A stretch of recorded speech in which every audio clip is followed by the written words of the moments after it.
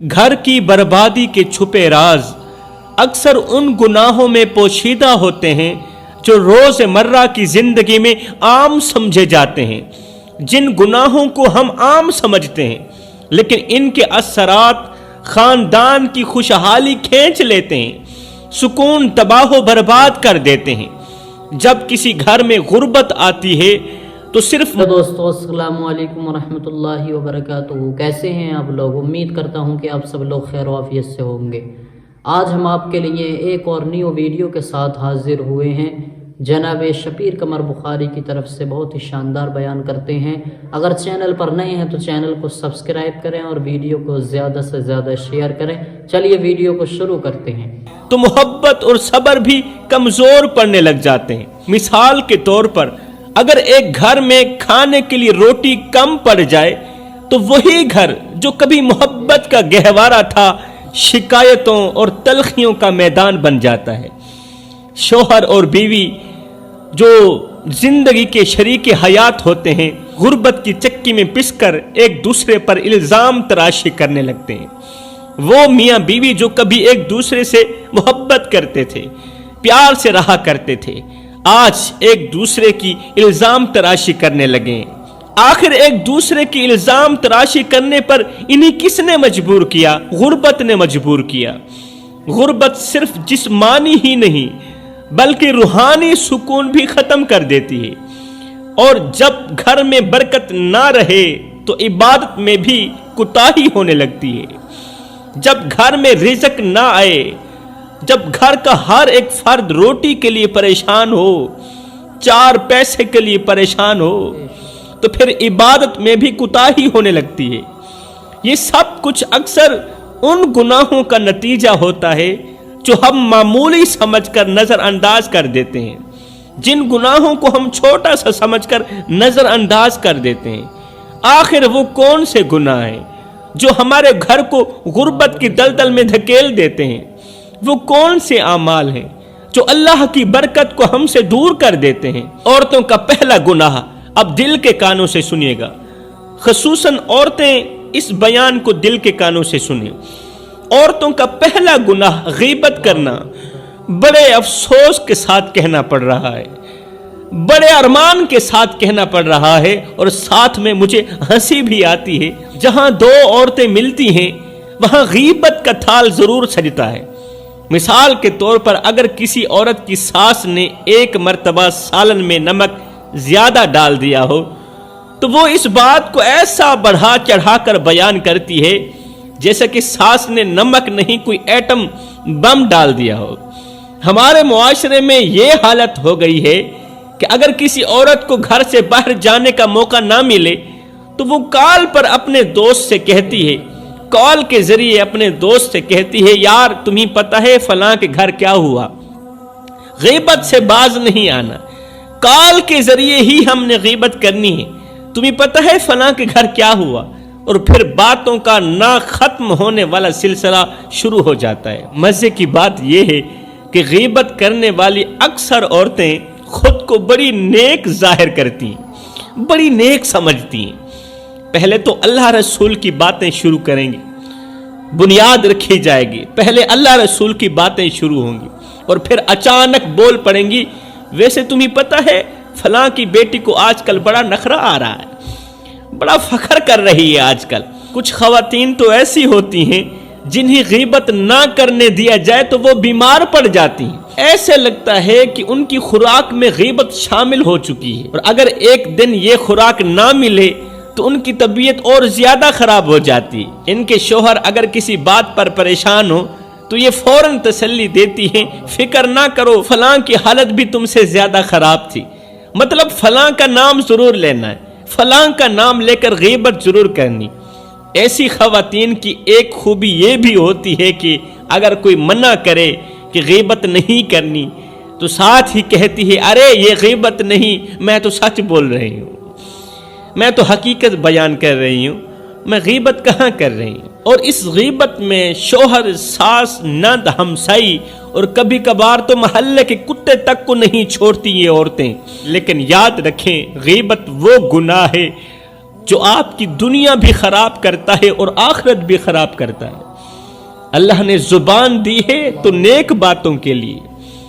اگر آپ چاہتی ہیں کہ آپ کا گھر جنت کا گہوارہ بنے تو اپنی زبان کو روکو، ورنہ آپ کی زبان آپ کو ایسی جگہ لے جائے گی جہاں نہ کوئی ہمسائی ہوگی تمہاری غیبت سننے والی، نہ کوئی چغلی ہوگی، بلکہ صرف حساب کتاب ہوگا اور عذاب ہوگا۔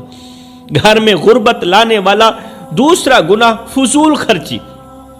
فضول خرچی یعنی پیسے کو اس بے دردی سے اڑانا کہ خود پیسہ بھی سوچے اور بھائی ذرا آرام کر لو، مجھے بھی سکون کی سانس لینے دو۔ کچھ خواتین تو سپر مارکیٹ جا کر ایسی خریداری کرتی ہیں جسے دنیا ختم ہونے والی ہو، تیزی سے جلدی سے خریداری کرتی ہیں جیسے دنیا ختم ہونے والی ہو، یہ بھی دے دو، یہ بھی دے دو، یہ بھی دے دو، آج سیل لگی ہے چلو جلدی سے لے لیتے ہیں، ہر ایک چیز خرید لیں گے چاہے وہ چیز گھر میں پہلے سے ہی کیوں نہ موجود ہو۔ لیکن سیل کا سن کر ایسے لگتا ہے کہ اگر نہ خریدی جائے تو قیامت آ جائے گی، لیکن گھر آ کر پتہ چلتا ہے کہ جو چیزیں لے کر آئی تھیں وہ چیزیں تو ہماری ضرورت کی تھی ہی نہیں۔ یاد رکھو میری بہنوں، فضول خرچی نہ صرف رزق کی برکت ختم کرتی ہے بلکہ گھر کو قرضوں اور جھگڑوں کا میدان بنا دیتی ہے۔ مثال کے طور پر ایک خاتون نے اپنی فضول خرچی سے پورا بجٹ بگاڑ دیا، پورا بجٹ ختم کر دیا، اور جب شوہر نے ناراضگی کا اظہار کیا تو فوراً کہنے لگی، ارے ناراض ہونے کی کیا ضرورت ہے، میں نے تو گھر کے لیے لیا ہے، تمہیں تو کچھ پرواہ نہیں، تمہیں گھر کی چیزوں کی کیا پرواہ۔ حالانکہ شوہر بیچارہ پہلے ہی بجلی کا بل اور بچوں کی فیس کے بارے میں سوچ کر بہت زیادہ پریشان ہے، لیکن یاد رکھو اللہ نے پیسے کو ایک امانت کے طور پر دیا ہے، تمہیں امانت کے طور پر دیا، نہ کہ اسے بے وقوفی سے خرچ کرنے کے لیے تمہیں دیا ہے، فضول اڑانے کے لیے نہیں دیا۔ فضول خرچی والے شیطان کے بھائی ہوتے ہیں۔ اگر آپ اپنی زندگی میں سکون اور رزق کی کشادگی چاہتی ہیں تو اپنی خواہشات کو قابو میں رکھیں۔ خدارا میری بہن اپنی خواہشات کو قابو میں رکھ اور ضرورت کے مطابق خرچ کیا کر۔ فضول خرچی نہ صرف آپ کے گھر کو تباہ کرے گی بلکہ آپ کی روحانیت کو بھی چھین لے گی، روحانیت کو بھی نقصان پہنچائے گی۔ گھر میں غربت تباہی لانے والا عورت کا تیسرا گناہ شوہر کی نافرمانی۔ شوہر کی نافرمانی ایک ایسا گناہ ہے جو نہ صرف گھر کی برکت ختم کرتا ہے بلکہ رشتوں کی محبت اور سکون کو بھی تباہ کر دیتا ہے۔ یہ حقیقت ہے۔ کچھ خواتین کے لیے تو شوہر کی بات ماننا ایسا لگتا ہے جیسے کوئی پہاڑ سر پر آ پڑا ہو۔ شوہر اگر کہے یہ کام کر لو تو جواب آتا ہے تمہیں کیا لگتا ہے میں تمہاری غلام ہوں؟ شوہر نے ایک بار کہا یار یہ کام تو کر لو، آگے جواب ملتا ہے تمہیں کیا لگتا ہے میں یہ کام کیوں کروں، میں تیری غلام ہوں۔ لیکن اگر یہی بات ان کی دوست کہہ دے تو فوراً بولیں گی واہ یار تم تو ہمیشہ صحیح مشورہ دیتی ہو۔ یہ نافرمانی صرف چھوٹے معاملات تک محدود نہیں رہتی، یہ نافرمانی صرف چھوٹے معاملات تک ہی محدود نہیں رہتی بلکہ بعض اوقات یہ دین کے معاملات تک پہنچ جاتی۔ اگر شوہر بیوی کو کہے کہ پردہ کرو تو آگے بیوی جواب دیتی ہے دنیا کہاں سے کہاں تک پہنچ گئی، تم پرانے خیالات میں کھوئے ہو۔ لیکن یہی بات اگر کوئی غیر ضروری فیشن کے بارے میں کہے تو فوراً مان لی جاتی ہے۔ اگر آپ اپنے گھر کو جنت کا گہوارہ بنانا چاہتی ہیں تو اپنے شوہر کی عزت کرنی ہوگی، ان کی بات ماننی پڑے گی اور اپنی زندگی کو محبت اور سمجھداری سے چلانا ہوگا۔ شوہر کی نافرمانی نہ صرف دنیاوی نقصان کا سبب بنتی ہے بلکہ آخرت میں بھی حساب و کتاب کو مشکل بنا دیتی ہے۔ گھر میں بے بہا غربت لانے والا چوتھا گناہ شوہر کو ایسا جملہ بولنا جو اس کی تھکاوٹ مزید بڑھا دے۔ شوہر جو پورا دن محنت کر کے گھر کا نظام چلانے کے لیے اپنی جان لڑا دیتا ہے، شام کو جب تھکا ہارا گھر آتا ہے تو امید کرتا ہے کہ وہ بیوی کا مسکراتا چہرہ دیکھے گا، ہنستا بستا چہرہ دیکھے گا، سکون کے دو بول سنے گا اور دن بھر کی تھکاوٹ اس کی ختم ہو جائے گی، وہ اپنی دن بھر کی تھکاوٹ کو بھلا دے گا۔ لیکن افسوس جیسے ہی شوہر گھر میں قدم رکھتا ہے بجائے اس کے کہ بیوی خوش آمدید کہے بلکہ اس کے پہلے الفاظ بھی یہی ہوتے ہیں کہ آ گئے आ गए, इतनी देर क्यों लगा दी?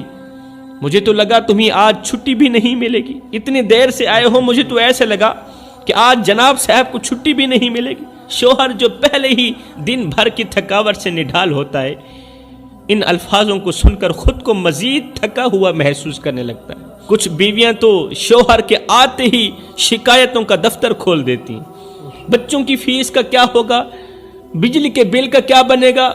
शोहर जो ज़हनी सुकून के लिए घर आया होता है, वो बेचारा इन सवालों के बोझ तले दब जाता है। और अगर ये भी काफी ना हो तो बीवी एक और तीर छोड़ देती है। एक और तीर छोड़ते हुए कहती है, आज तो पंखा भी खराब हो गया है, तुम्हारे लाए हुए पंखे हमेशा खराब ही निकलते हैं, पता नहीं अच्छी चीज क्यों नहीं लेकर आते। बेचारा शोहर जो दिन भर मेहनत करके खुशियां लाने की कोशिश करता है, इस तरह के अल्फाज सुनकर दिल ही दिल में रो देता है। वो अपने जज्बात किसी से कह नहीं सकता, लेकिन सुनो, रात के अंधेरे में अल्लाह के सामने शिकवा करते हुए कहता है, रोते हुए कहता है, अल्लाह मैं इस घर के लिए सब कुछ करता हूँ, मैं इस घर के लिए सब कुछ करता हूँ, लेकिन सुकून मुझे क्यों नहीं मिलता, मुझे इस घर से करार क्यों नहीं मिलता। ये रवैया सिर्फ शोहर की थकावट को नहीं बढ़ाता, बल्कि रिज़्क की बरकत को खत्म भी करता है। घर में गुर्बत लाने वाला 5वां गुनाह नमाज का छोड़ देना। नमाज का छोड़ देना और हर वक्त मोबाइल या टीवी के सामने बैठे रहना, टिकटॉक चलाते रहना, फेसबुक चलाते रहना। नमाज जो इंसान के लिए अल्लाह से जुड़ने का सबसे बड़ा जरिया है, जब औरत इस नमाज को छोड़ देती है तो घर से बरकत और सुकून ऐसे ख़त्म हो जाते हैं जैसे दरख्त से पत्ते झड़ जाते हैं। आज के दौर में कई ख़वातीन ऐसी हैं जो सुबह से शाम तक मोबाइल या टीवी के सामने बैठी रहती हैं, सुबह से शाम तक मोबाइल के सामने, टीवी के सामने बैठी रहती हैं, और जब नमाज का वक्त आता है, अल्लाह से मुलाकात का वक्त आता है, तो कहती हैं अभी वक्त है, बाद में नमाज पढ़ लूंगी। मोबाइल पर सोशल मीडिया की दुनिया में इतनी मगन होती हैं, इतनी मगन हो गई हैं कि आज़ान की आवाज़ सुनाई ही नहीं देती, और अगर सुन भी लें तो जवाब होता है, पहले ये वीडियो ख़त्म कर लूँ फिर नमाज पढ़ लूँगी। यही जवाब मिलता है। ये रवैया ना सिर्फ औरत की अपनी ज़िंदगी बल्कि पूरे घर की बरकत को ख़त्म कर देता है। नमाज छोड़ने वाली औरत के घर में बेसुकूनी, झगड़े और मुश्किलात आहिस्ता आहिस्ता अपने कदम जमा लेते हैं। मोबाइल और टीवी ने हमारी ख़वातीन को इस कदर जकड़ लिया है कि हमारी ख़वातीन को नमाज याद भी नहीं रही। अल्लाह ताला ने कुरान में फरमाया है कि नमाज बुराइयों से रोकती है, लेकिन जब नमाज ही छोड़ दी जाए तो बुराइयां कैसे रुकेंगी। मोबाइल और टीवी पर फजूल वक़्त ज़ाय करना रिज़्क की कमी और दिल की बेसुकूनी का सबब बनता है। घर में बरकत तब ही आ सकती है जब औरत अपनी तरजीहात में नमाज को सबसे ऊपर रखे, अपने तमाम कामों में नमाज को सबसे ऊपर रखे, ना कि मोबाइल और टीवी को सबसे ऊपर रखे। याद रखें, नमाज छोड़ने वाली औरत ना सिर्फ अपने लिए बल्कि अपने घर वालों के लिए भी मुश्किलात को दावत देती हैं। शेख सादी फरमाते हैं, सब कुछ करना, बेनमाजी औरत के साथ शादी मत करना, बेनमाजी लड़की के साथ शादी मत करना, कंवारे रह जाना, मगर बेनमाजी लड़की के साथ शादी मत करना। बेनमाजी लड़की जिस रास्ते से आ रही हो वो रास्ता भी छोड़ देना। ये औरत इतनी खतरनाक औरत है कि सलाम कलाम करना तो रही दूर की बात, ये जिस रास्ते से आ रही हो वो रास्ता भी छोड़ देना। तुम पर लाजिम है कि रिश्ता तय करने से पहले पहले उनके घर वालों से पूछ लेना कि तुम्हारी बेटी नमाजी भी है या नहीं। उसने MA किया हुआ है, उसके पास बहुत बड़ी डिग्री भी है, लेकिन ये जरूरी नहीं कि उसे 6 कलीमे भी आती हों। ये जरूरी नहीं कि तालीम याफ्ता